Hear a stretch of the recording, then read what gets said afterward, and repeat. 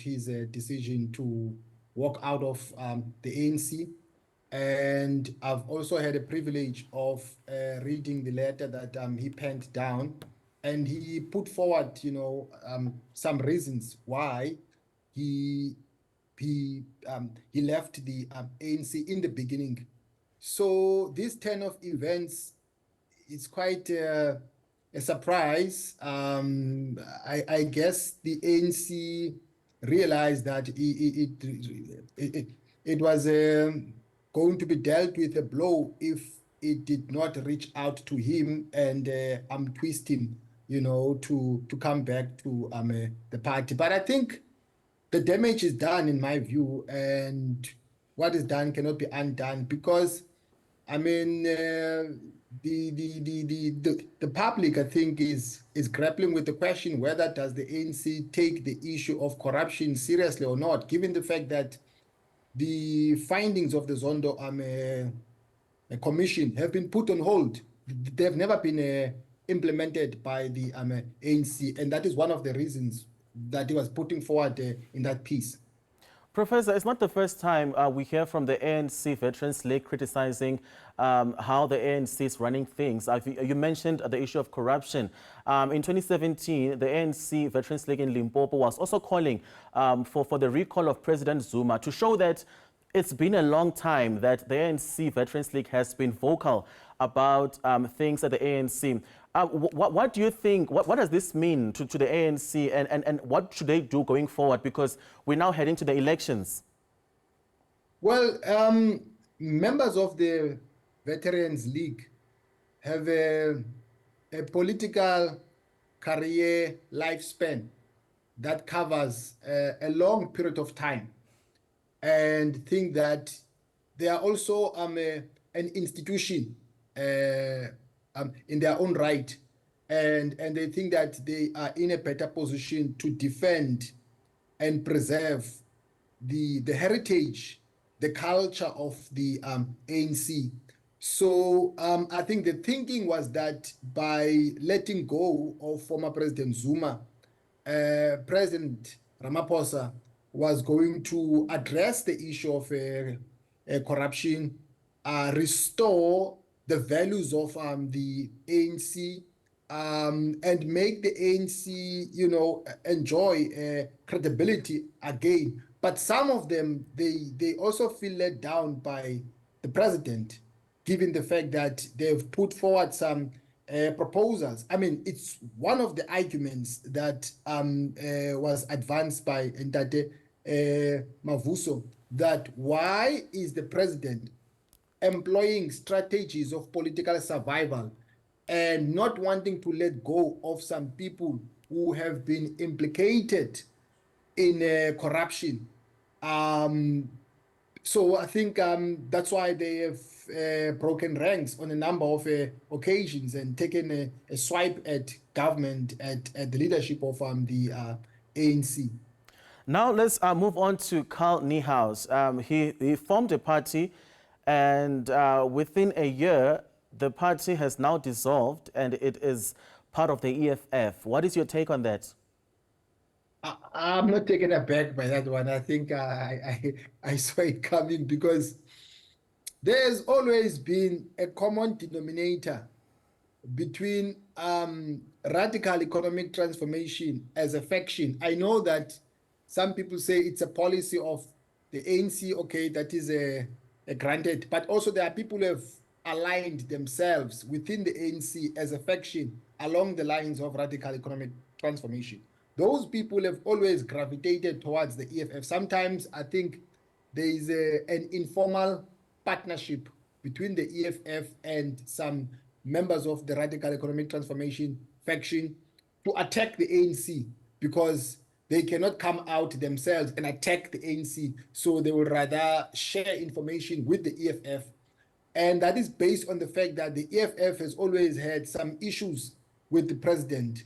So I think it was expected in my view, and I also expect maybe this upcoming announcement tomorrow that will be made by Msholozi might be along the lines of cooperation between the EFF and himself and also other people who feel like they've been ill-treated by the current leadership of the ANC. There seems to be a lot of smaller parties wanting, or they are engaged in, coalition. What does this mean to bigger parties leading to the elections? Are the bigger parties under threat? You see, my challenge, my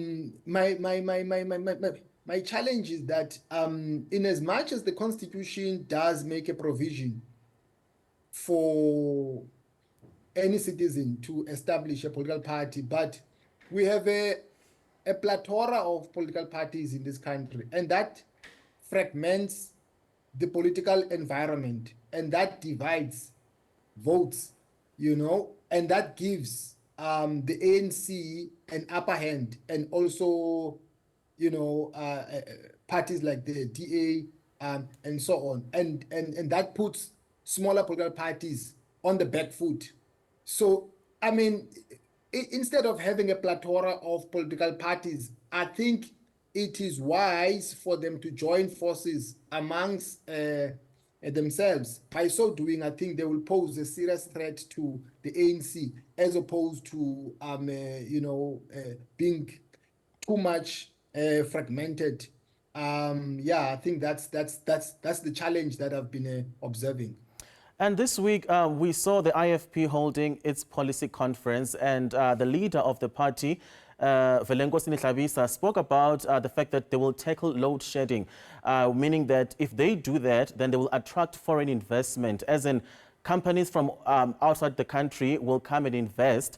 But, do you think South Africans are willing, or do you think South Africans want companies to come and invest in the country, or all they're looking for is the development of small businesses in the country, so that they themselves can also, get empowered, and, the spirit of entrepreneurship can reign in the country? The IFP has always projected a posture of free market system. If you had listened to that speech of SABC when he was opening the policy conference, he took a swipe at the NDR, which is the National Democratic Revolution, as a socialist approach, and argued for a free market system. Even the late Umdwana has always done that. So I'm not taken aback by the idea of foreign direct investment, or the idea of opening up the economy to foreign direct investment.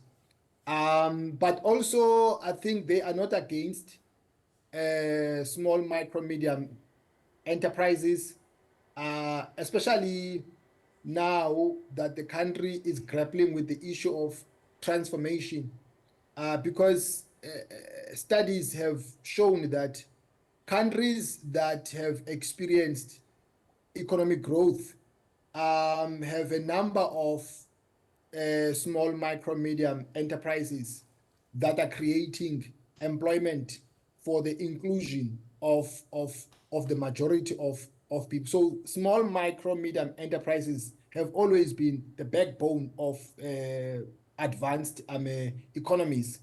And I don't think that the IFP is against that.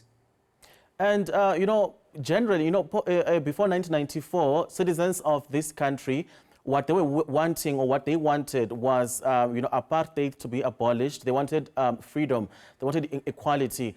And then now when we look at the elections in 2024, people don't want load shedding because, it's crippling our economy. And they also want corruption to go away because we want a government which we can trust. But what more do South Africans want? What do you think an average South African citizen wants now at this moment from a leading political party? I fully concur with your description of the problems of this country in terms of power outages and other problems that you have cited. But over and above that, I would include, for instance, the slow pace of service delivery. I think it's something that is upsetting many South Africans. Potholes. I mean, how do you enhance economic growth if you've got a problem of transporting goods because roads are not up to scratch? But also the other challenge that is posing danger to the country is inequality. There's no way our democracy can work. There is no way our democracy can be consolidated if you have too much disparities between the haves and the have-nots. And the same goes to the levels of poverty and unemployment. I mean, if you read the National Development Plan, it talks about 3 security threats, namely inequality, poverty, and unemployment. So those are the things that really, I think they don't sit well with many South Africans, and also are posing a threat to national security. I mean, you saw what had happened, for instance, in 2021, when that conflict broke out in KZN and permeated to other parts of Gauteng because of the levels of poverty and inequality. So I think on the whole, those are the things that South Africans hopefully would like the government that will be instituted after the upcoming elections to tackle.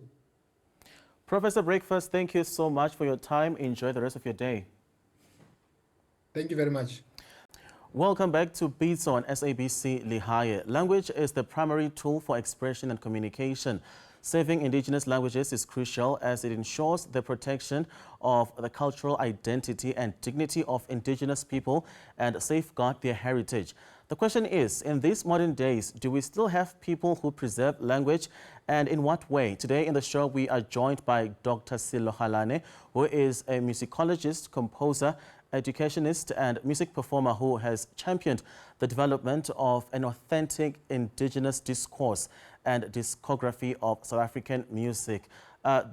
Professor Dr Ntsikelelo, welcome to Pitso on SABC Lehae. Let's start with the title, Why Kiba and Dinaka? Yeah, this is the indigenous name of a very polyrhythmic genre of music, which greatly is located in Limpopo amongst the Bapedi-speaking people. But then you find it amongst the Bavenda, where it is called Kiba, and even in Eastern Cape, where it is called Kiba. And then you find it in the West Africa, where amongst the Kenyan people, Central Africa, as well as in Madagascar. So it's a very potent, rich, polyrhythmic kind of genre of the music of our continent. And when you listen to music these days, or music that is being created nowadays in studios, you hardly hear of, South African or African elements like what you're talking about, the Kiba and Dinaka in our, music composition. What's the importance of incorporating that in preserving our culture and our heritage? There will come a time when this country will have to really attest itself as standing the test of time in terms of its own original voice. And this is what I'm trying to keep and maintain, because I have traveled the world, and everywhere where you go, people who make it are those that come with their authentic voice, both with instruments and the linguistic varieties that they use in the music. Let's look at universities that are offering music as a course in South Africa. If one enrolls at a university, for instance, maybe in Cape Town, you hear of Western influence of music that is being taught to students. And you hardly find institutions or colleges that are all about preserving or teaching young people about, African music. Why is it that we don't find African music being taught largely, just like, Western or European music? I think by and large, it is the capacity of the university to deliver the program. One, most of African scholars have been kind of deluded into thinking that the closest you can go to African music is to jazz.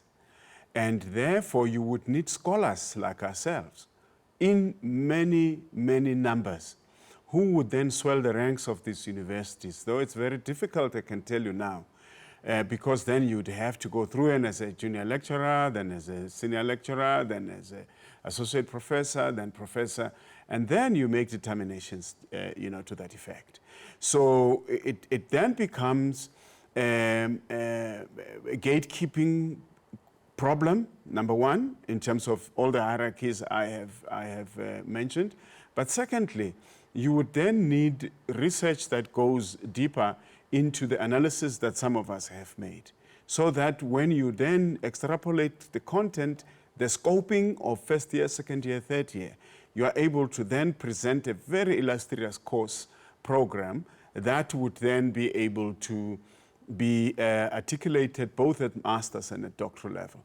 So generally, University of Cape Town, for example, has got the African music program, which was delivered by Dr. Ntsikelelo, and other universities do not really have.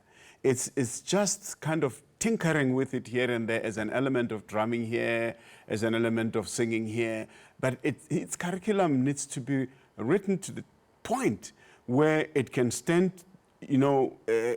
its own. For example, when I was called in to lead the writing of the curriculum for schools, we put in indigenous African music as a strand, and we wrote the curriculum from grade 10, 11, and 12.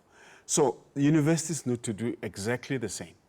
And when you look at the media space in South Africa, the media industry, are we doing enough to feature African content, whether be it literature, music, or art? Is there enough being done, or what more needs to be done? Not much, really. Not much to a point that it is a bit negligible. Because what needs to be done, number one, media really has to take African music much more seriously, and particularly on the side of the music compilers. Music compilers run with trends. They really don't care about the work that happens, some of the work that some of us do based on research. I mean, I have written 350 songs on Samro International Catalog. I have recorded 24 live albums. You hear them here, there, and but I'm not the only point of departure. There are many other South Africans who have written a lot of work whose albums are not played simply because compilers think that they've got to run with what trends either on Instagram or Facebook and all of that. But we have a duty as people in the media. We do not have a responsibility and a liking, but we have a duty to ensure that this democracy, this transformative constitutional democracy, places African music and African art forms in the place where it deserves, which is not in the margins, but it's in the center. Dr. Khalane, unfortunately, we've run out of time, and I just want to thank you so much for being part of this conversation, where I also feel encouraged as part of the media to say we should, make sure that we play African music because it plays part in preserving our heritage as Africans. Much appreciated. Thank you. Thank you so much for joining us on Pitso here on SABC Lehae. Unfortunately, we've reached the end of the show, but good news is we are back on Monday from 9:30 up until 11. Enjoy the rest of your weekend.